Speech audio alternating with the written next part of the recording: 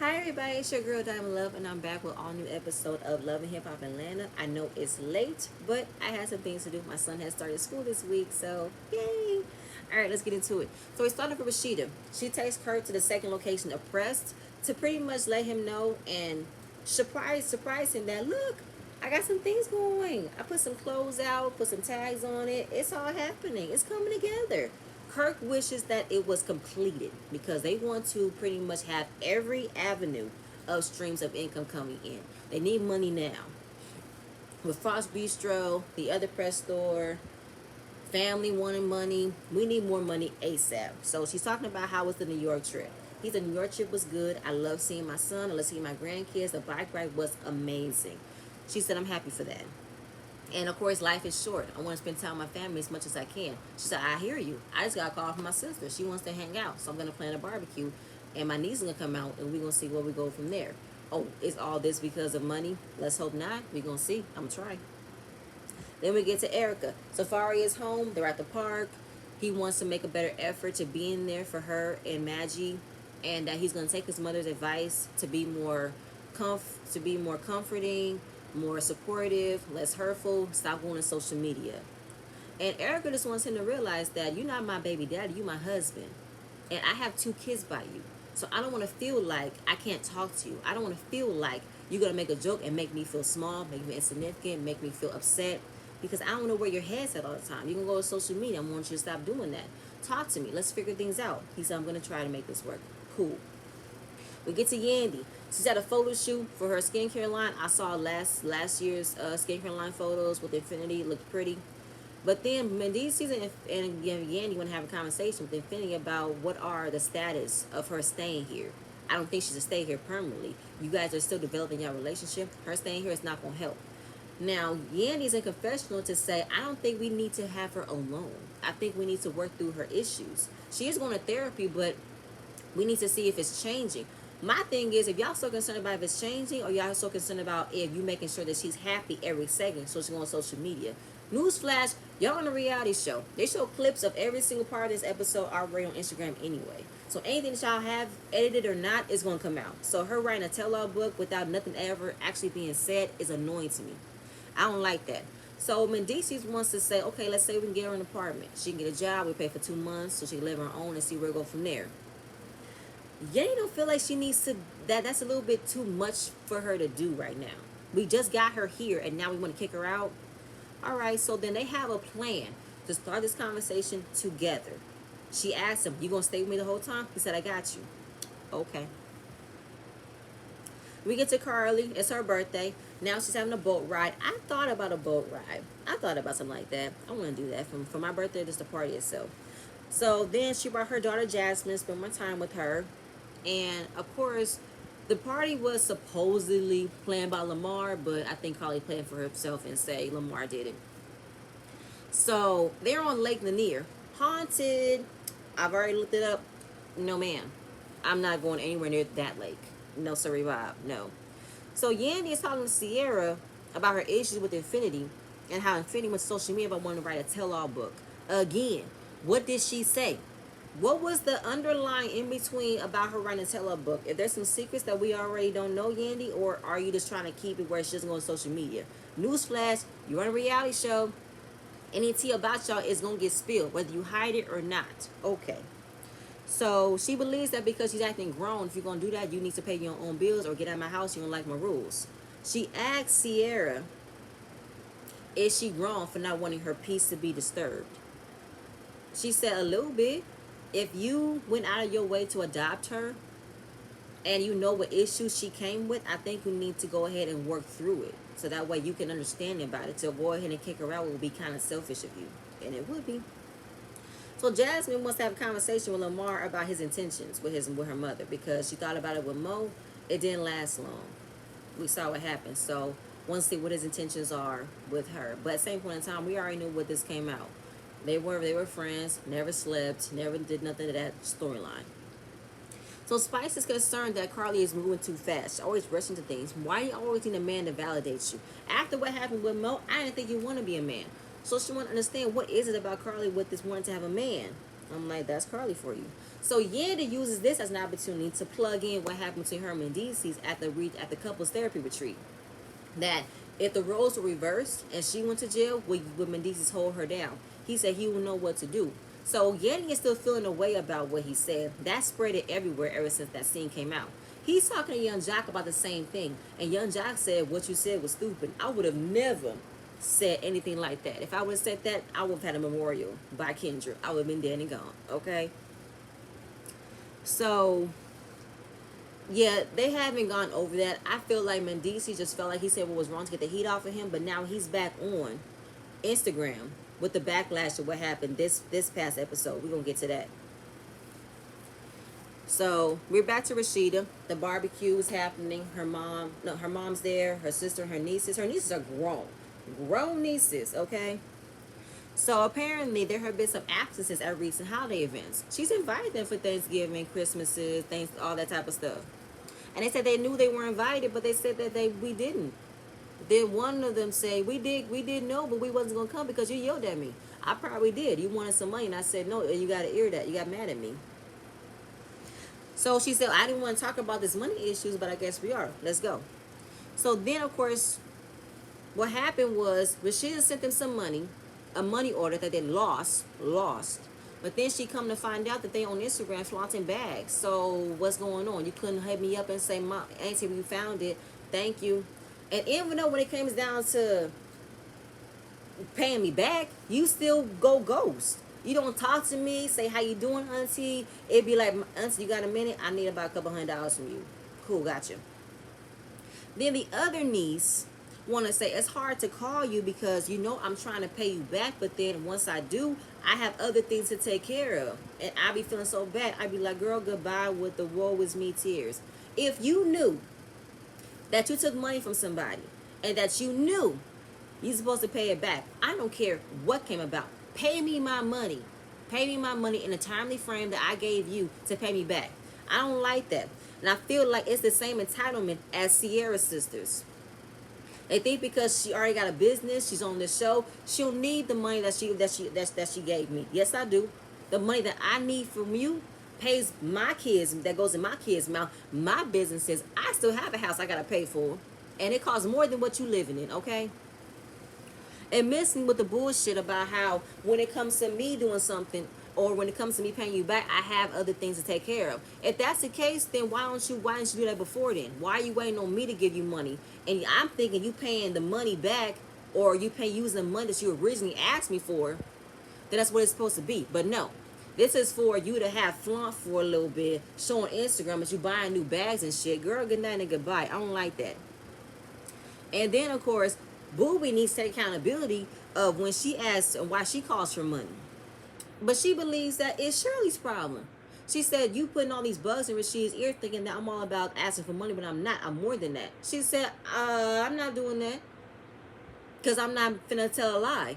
You lived with me for 18 years. And even after that, I still saw you all the time. I still kept in touch. I still helped you out whenever I could. You gonna miss me with that. That's not gonna work for me. But I feel like it's the entitlement. You know what I'm saying? How is it that I'm supposed to help make sure you live good when I could live bad? I could be struggling. And if I help you when I can.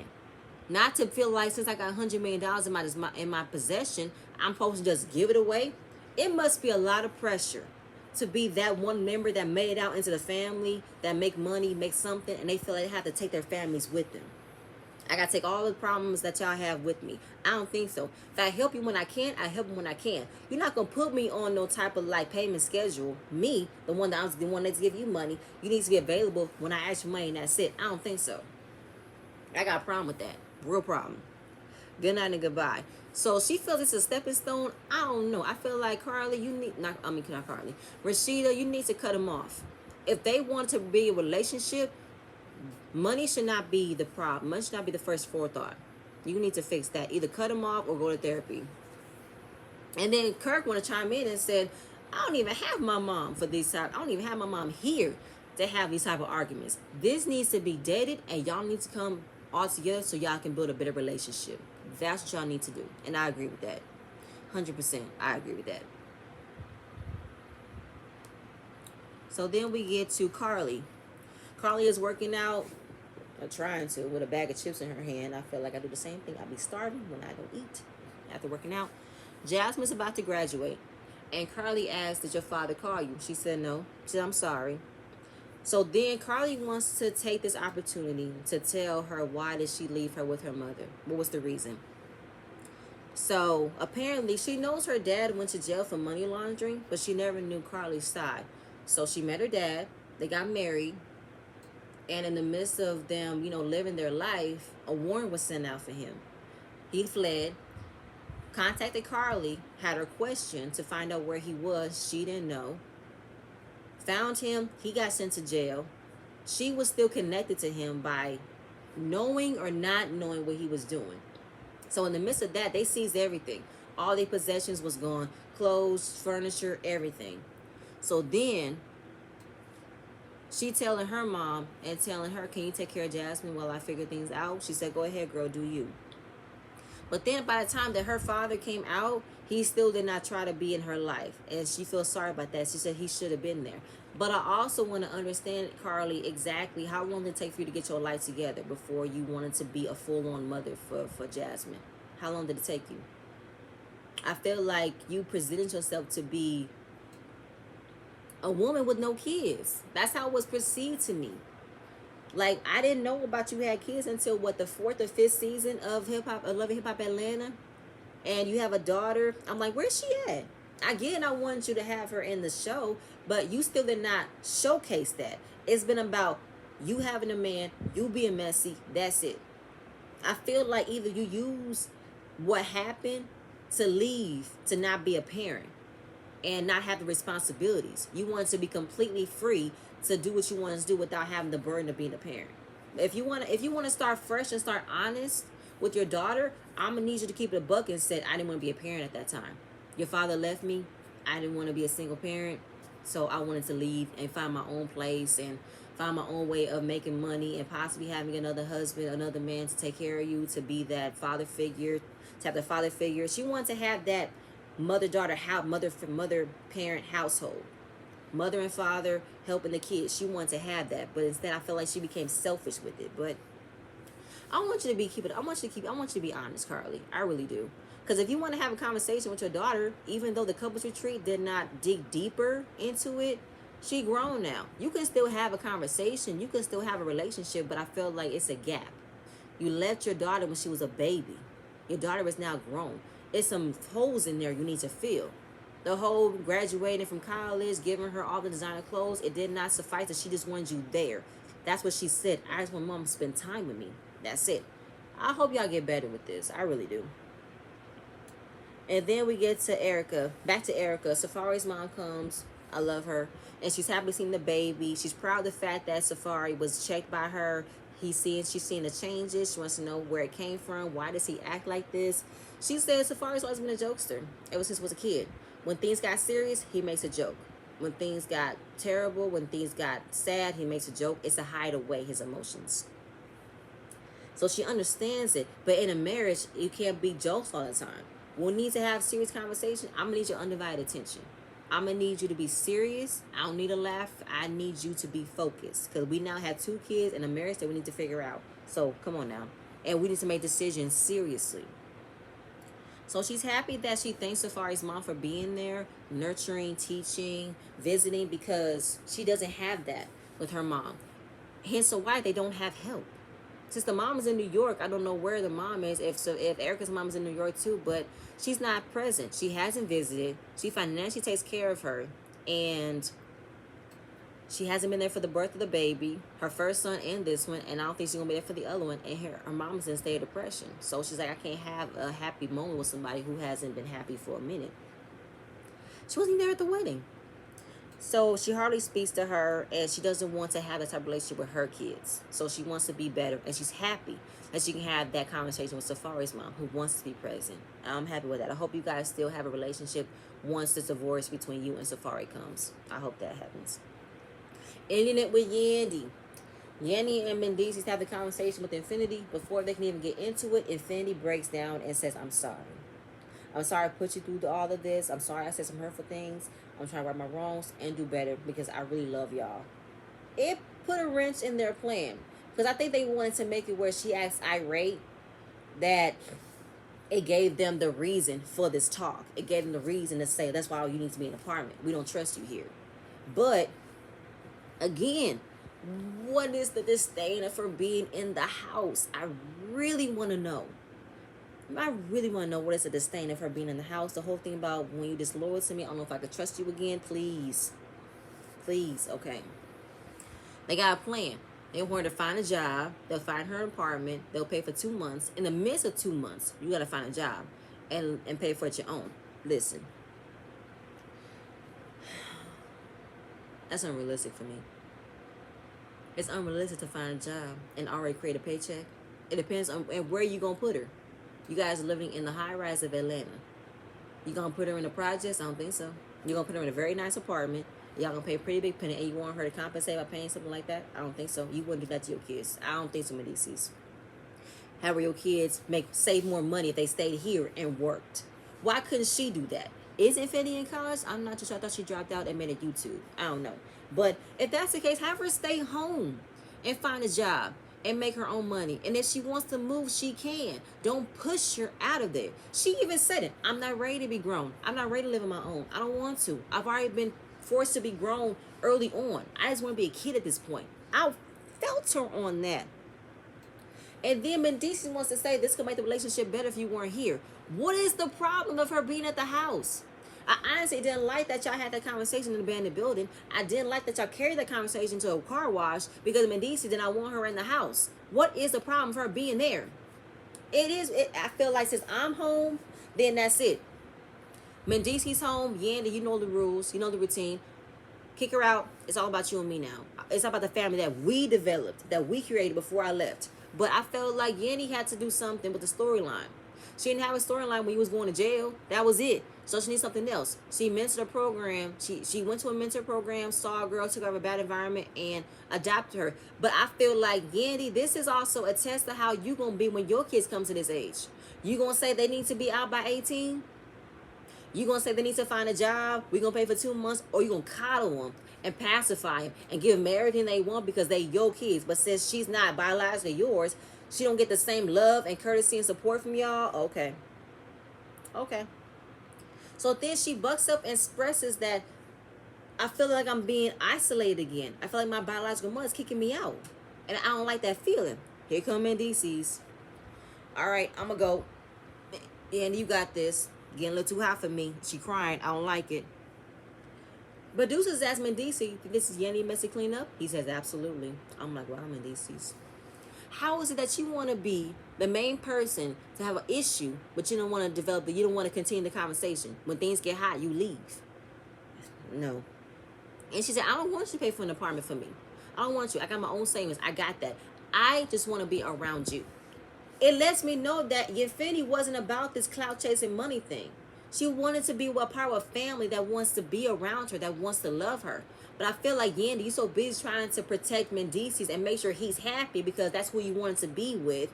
That's your husband. He's waiting for him to come home. And now that he's home, you want to do everything you can to please him. But this is not right. Him pushing out, you agreeing to push out a 19-year-old girl to live on her own when she's not ready. She got abandonment issues. I got a problem with that. It's wrong.